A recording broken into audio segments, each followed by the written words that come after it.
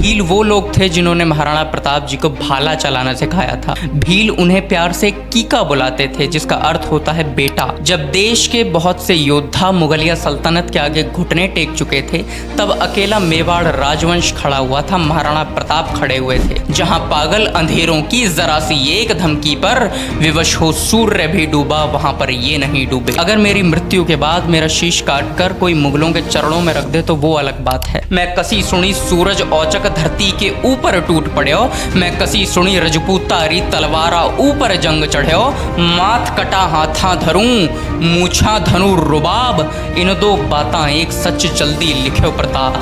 थे बीसा सा रैजो पीथल राणो रण में हुंकारेगा, तन पर माथा रहता पीतल राणो हिम्मत नहीं हारेगा। वो रजपूती पौरुष मुगलों के आगे झुका नहीं कभी, ये धरती राणा प्रताप के स्वाभिमान की है। गिरता न कभी चेतक तन पर राणा प्रताप का कोड़ा था, वह दौड़ रहा अरिमस्तक पर या आसमान पर घोड़ा था। जो तनिक हवा से बाग हिली लेकर सवार उड़ जाता था, राणा की पुतली फिरी नहीं तब तक चेतक मुड़ जाता था। परशुराम का फरसा है, गुरु नानक जी का ध्यान है हम, रण क्षेत्र है गर्जन का, रणचंडी का आह्वान है हम। हल्दी घाटी की भूमि पर चेतक की चलती टाप है हम, अंबर में जो चमक रहा है उस राणा के प्रताप हैं हम। नमस्कार, मेरा नाम है आर्यन तोमर। आज हम बात करते हैं वीर शिरोमणि महाराणा प्रताप जी के बारे में। कुछ ऐसी बातें जो शायद आपने ना सुनी हो, कुछ कविताएं, कुछ पंक्तियां मेरी लिखी हुई या फिर मुझसे जो बड़े हैं उनकी लिखी हुई मैं आपको सुनाऊंगा। महाराणा प्रताप जी का मूल नाम था कुंवर प्रताप सिंह सिसोदिया। उनका एक उपनाम भी था जो उन्हें भीलों ने दिया था।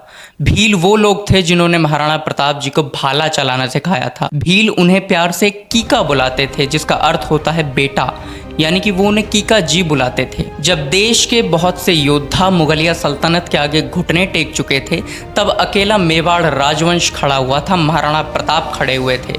मुझे उनके विषय में 4 पंक्तियां याद आती हैं कि प्रलोभन थे मगर मन के नियम संयम नहीं टूटे, प्रलोभन थे मगर मन के नियम संयम नहीं टूटे, उमड़ती आस था के दीप सुंदरतम नहीं टूटे, जहां पागल अंधेरों की जरा सी एक धमकी पर विवश हो सूर्य भी डूबा, वहां पर ये नहीं डूबे। कई बार ये कहा जाता है कि महाराणा प्रताप जब जंगल में रह रहे थे, घास की रोटियां खा रहे थे और अपनी बेटी की भूख से बिलखती चीखें सुन रहे थे, तो उन्हें ये सब देखा नहीं गया। उन्होंने अकबर को एक संधि प्रस्ताव लिखा, लेकिन मैं आपको पहले ही क्लियर कर दूं कि महाराणा प्रताप ने अकबर को कोई भी संधि प्रस्ताव नहीं लिखा।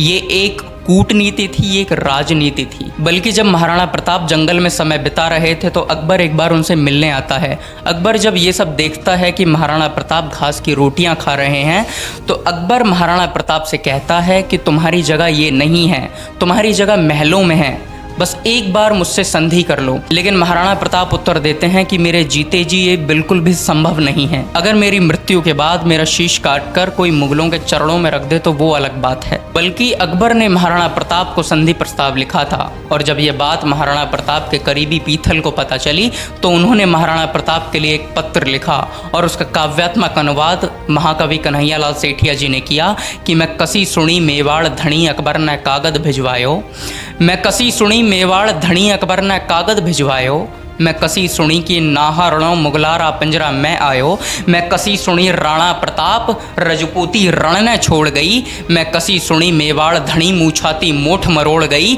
मैं कसी सुनी सूरज औचक धरती के ऊपर टूट पड़ो, मैं कसी सुनी रजपूतारी तलवारा ऊपर जंग चढ़ो, माथ कटा हाथा धरूं मूछा धनु रुबाब, इन दो बातां एक सच जल्दी लिख्यो प्रताप। अगर आप ये संधि प्रस्ताव स्वीकार करते हैं तो मैं अपना शीश काटकर भवानी के चरणों में रख दूंगा, लेकिन अगर आप युद्ध का ऐलान करते हैं तो मैं अपनी मूछों को ताव दूंगा। लेकिन जिस महाराणा प्रताप को युद्ध भूमि में मिले घाव नहीं झुका सकते, जिस महाराणा प्रताप को घास की रोटियां नहीं झुका सकती, उन महाराणा प्रताप को एक पत्र क्या झुका सकता है। महाराणा प्रताप ने उत्तर दिया कि उदन आया पेला पीथल माथों मारे कट जावेला, जोशीली फौज बना जोधा कर वाला ले डट जावेला, थे बीसा सा रैजो पीथल राणो रण में हुंकारेगा, तन पर माथा रहता पीतल राणो हिम्मत नहीं हारेगा। उनके विषय में 4 पंक्तियां और मुझे याद आती हैं कि ये धरती हाड़ा रानी के शीश दान की है, ये धरती हाड़ा रानी के शीश दान की है, ये धरती झाला माना के प्राण दान की है, वो रजपूती पौरुष मुगलों के आगे झुका नहीं कभी, ये धरती राणा प्रताप के स्वाभिमान की है। हमने महाराणा प्रताप जी के घोड़े चेतक के बारे में ज़रूर सुना है, उसका शौर्य, उसका पराक्रम, उसका बलिदान ज़रूर सुना है, लेकिन महाराणा प्रताप को चेतक मिला कैसे था? जब महाराणा प्रताप अल्पायु में थे तो उदय सिंह जी ने उन्हें बुलाया, उनके सामने 2 घोड़े थे, पूछा उनसे कि तुम्हें कौन सा घोड़ा पसंद है। महाराणा प्रताप जी को नीला घोड़ा पसंद आया, लेकिन जब वो सफ़ेद घोड़े की तारीफ करते हुए आगे बढ़े तो उनके भाई शक्ति सिंह ने भी जिद करी और सफ़ेद घोड़े पर जाकर वो बैठ जाते हैं, तो सफ़ेद घोड़ा शक्ति सिंह को मिल जाता है और नीले घोड़े को महाराणा प्रताप रख लेते हैं, जिसका नाम चेतक रखते हैं। चेतक के बारे में हम सभी ने सुना है, जब महाराणा प्रताप मुसीबत में थे, खतरे में थे, तो चेतक एक कटी हुई टांग से 25 फीट का नाला कूद जाता है। इसीलिए श्याम नारायण पांडे जी ने लिखा कि रणबीच चौकड़ी भर भर कर चेतक बन गया निराला था, राणा प्रताप के घोड़े से पड़ गया हवा को पाला था, गिरता न कभी चेतक तन पर राणा प्रताप का कोड़ा था, वह दौड़ रहा अरिमस्तक पर या आसमान पर घोड़ा था, जो तनिक हवा से बाग हिली लेकर सवार उड़ जाता था, राणा की पुतली फिरी नहीं तब तक चेतक मुड़ जाता था। अंत की कुछ पंक्तियां और मुझे याद आती हैं, फिर मैं अपनी वाणी को विराम देता हूं कि रणबांकुरों की समर भूमि में हर हर बम बम जयकार हैं हम, सिंहों की भी गर्दन तोड़ी वीरों की हुंकार हैं हम,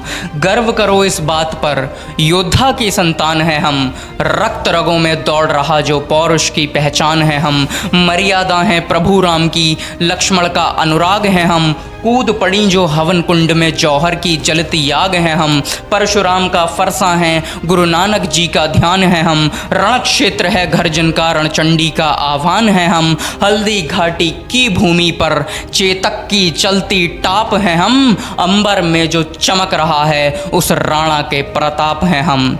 आपने बड़े प्रेम और धैर्य के साथ सुना, बहुत बहुत शुक्रिया, बहुत बहुत धन्यवाद। जय महाराणा, जय राजपुताना।